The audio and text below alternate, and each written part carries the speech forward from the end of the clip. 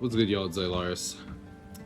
Wanted to briefly cover an update to the build guide I put out yesterday, talking about the defenses of the build and how I'm feeling after testing out that unique for a little bit that I mentioned briefly at the end of the last video. Since I have put this on, I have not died. I've been getting a lot of XP. I've been doing really fucked up, brutal content. Fucked up breach. It's about to get nerfed, but still fucked up at the moment. Fucked up expedition. Fucked up ritual. It just doesn't matter. No amount. Mobs are on me. The only thing that can hit me is like the closest I've come to dying in a map since swapping to this belt was an expedition. I gave the monsters crit. The map rolled 2 different extra as added damage. I gave them lightning pin, and then I also gave them increased damage. And those little circles, those elemental circles that come out to you, under you, they hit me for 50%, and then like a crossbow guy hit me, probably crit me, and dropped me to like 10% life and 10% mana. Closest I've come to dying since then. By the way, nothing hit me again for another 5 seconds, and I was back to full mana due to the damage taken recouped and my mana regen. On top of me hitting my mana flask. So honestly, I think this is just simply superior to the ES variant.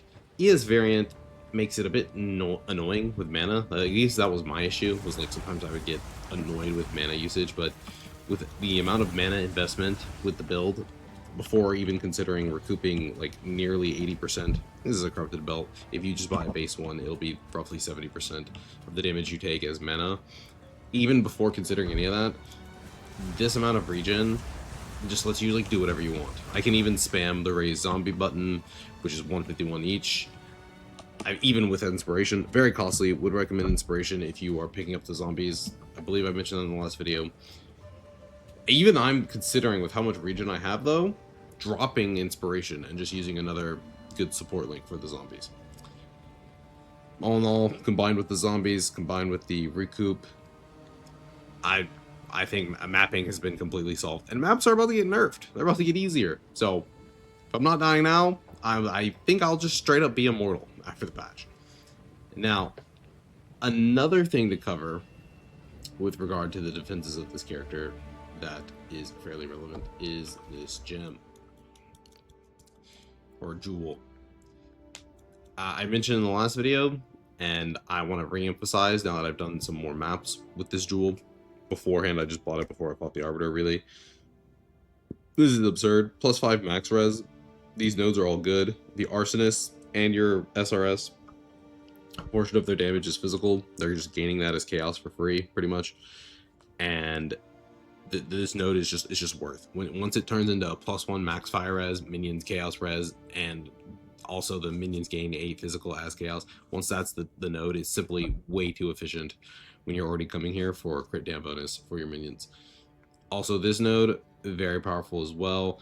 I honestly, after the patch, they're nerfing they're nerfing the Arsonist spirit cost. I might just drop my cleric. In fact, I was testing something, didn't have a cleric up for a while, and didn't even notice it clearing maps. So if I need to, I will, and I will just cut the cleric for another Arsonist. I'm at a weird mana breakpoint, or a spirit breakpoint, which allots for that. Outside of that, just cover the gem real quickly. Pain Offering, I have dropped Dance Macabre and just got Font of Blood. I used Overabundance to test whether or not an additional spike was applying the aura again to the minions. It is not. 100% it is not. So having 2 of them with Dance Macabre isn't worth it. I think Dance Macabre is more or less for a more damage-oriented, like, offering build, where you're like actually using Bone Offering to clear or something. And 30% increased effect, especially at the considering our minion total number is about to get reduced. 30% increased effect on the offering just for, but at the cost of another skeleton. It's not worth. Just get Font of Blood. You get another link, get Font of Clarity. It's amazing. It applies to you. Really good stuff. But yeah, I mean, again, I can't recommend this belt enough.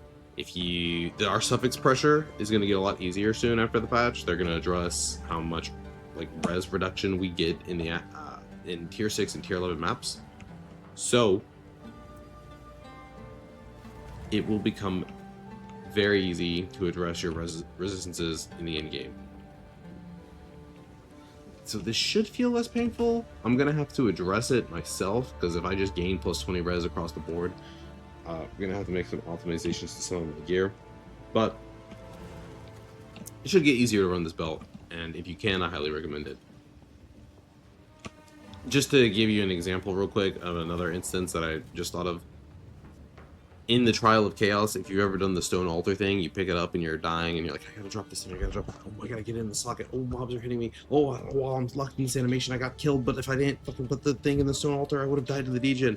This belt on, might never matter, you're not dying.